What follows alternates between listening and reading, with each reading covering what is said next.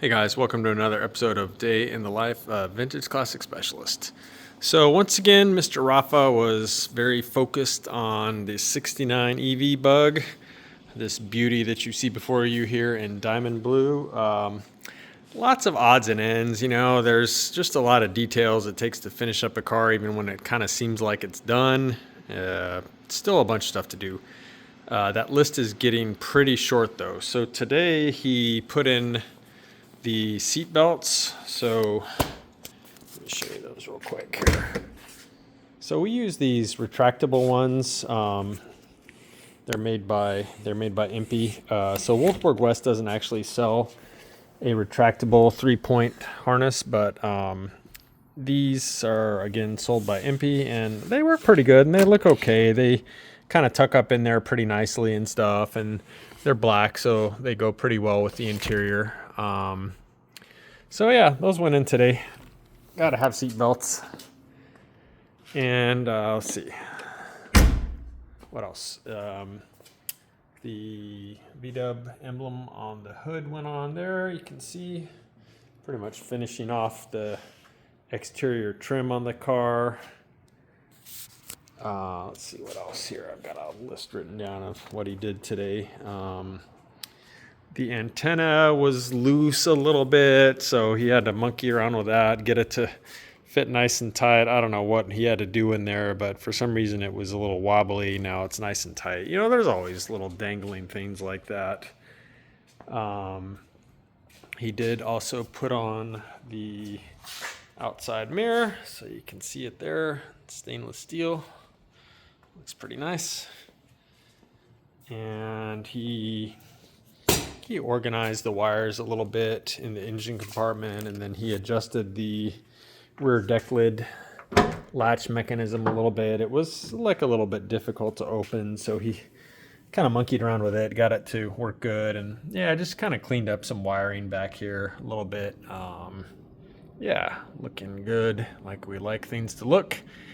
So yeah, I think literally what's left on this car is the steering wheel, which I finally ordered today. I don't know why it took me so long to remember to actually order that, but that'll probably be in a few days. We'll go ahead and swap that on.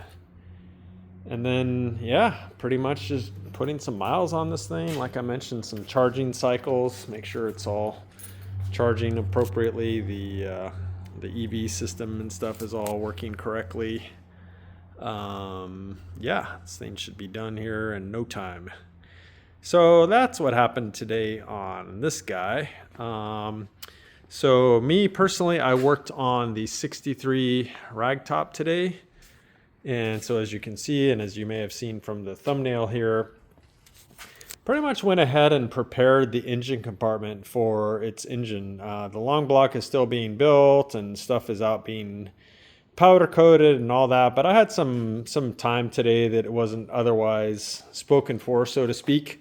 So I went ahead and pulled out it did have the sound mats on the sides. They seemed like they were the original ones, but the back one, or front technically, was totally missing. So pulled out the side ones and prepared the area for the new set. These, I think I just mentioned, come from Wolfsburg West. So we just put those on Jacob's car the other day. They go in really nice. They look great. It's a nice original, very clean look here.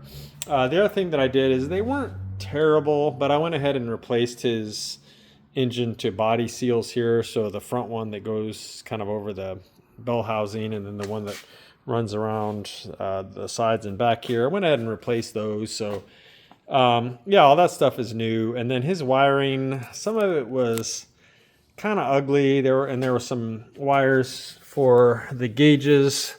Those wires were pretty awful looking, so I went ahead and replaced those with new wire.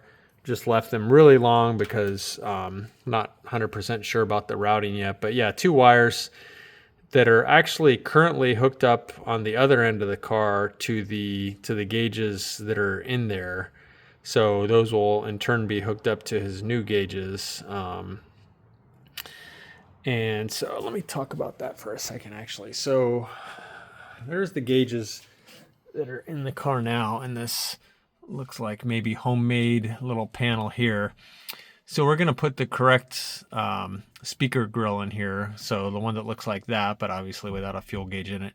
And then he got a really nice looking mount that's going to go kind of under the steering column and have room for a gauge kind of on either side below the steering column. Oil pressure and oil temperature.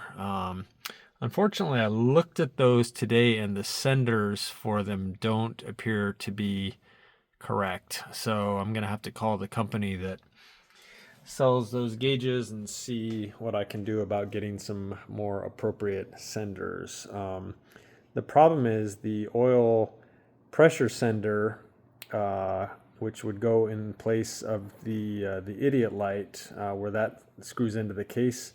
There's no provision on the sender for running the actual idiot light. The only output on the sender is for the gauge. So I need to call those guys and see if I can use one that's made for both the gauge and the idiot light, so it still retains the idiot light function on the speedometer there. And then the one for the oil temperature gauge has like a pretty small, it's like that big a diameter threaded sender. And so those, I don't know where the hell I would even screw that into. So normally on a VW motor, we use these senders that screw into the bottom pressure relief or pressure bypass plugs on the underside of the engine. They're about that big around. So I need to figure that out too, how I'm going to use that sender or get a more appropriate one that goes in one of the more usual places that we put those. So yeah, no big deal. Just got to make some phone calls tomorrow and see what works with their gauges. The gauges are from, I don't remember the name of the company, but they're in the UK. Air-cooled accessories, maybe something like that. So yeah, I just need to check and make sure I'm getting senders that will be compatible with their gauges. So not a big deal, but yeah, that's going to look a lot better than what's going on here, which I think is how the car was when he bought it, with these gauges and this, fairly homemade looking thing. But anyway, yeah, so engine compartment wise, this thing is ready whenever the motor comes back and we get it put together. So that was pretty much my day. Jacob was in this afternoon for a few hours, and continued working on getting his engine assembled here. So he went ahead and installed the front engine tin. So that's the one that goes there. Installed his oil cooler and installed his exhaust. So I mentioned yesterday that the exhaust had heat risers on it, which we're not using. So we took it over to Brian Washburn's, and I don't know if you'll be able to see. Yeah, you can see right there where they cut those off and welded them up. So yeah, nice and clean now, and doesn't have those heat risers, which again we won't be using. We're running dual carbs on this car, or we're going to run dual carbs on here, so no need for those heat risers. So those are cut off and welded up now. And so the exhaust looks pretty killer. Looks pretty purposeful. It hangs down a little bit lower than I would have thought, but it kind of is what it is. It doesn't look bad. It's just lower than I would have thought it would have been. I would have thought it would have tucked up underneath there a little bit more. A buddy of mine runs this exhaust on his car, and I honestly don't remember it sitting that low.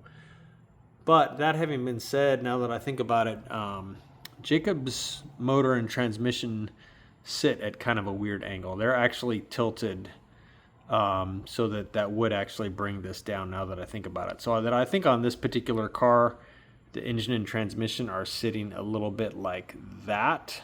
So the back lower than the front.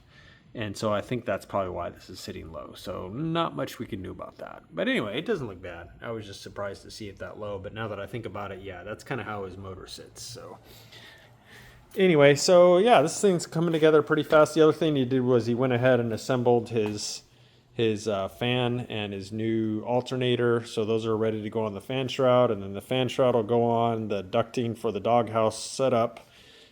And then probably after that, intake manifolds, and yeah, fuel pump, distributor, etc., etc. It's going to come together pretty fast now. So that's it for today, guys. Hope you enjoyed this. Thanks for watching, and we will see you again soon. Bye.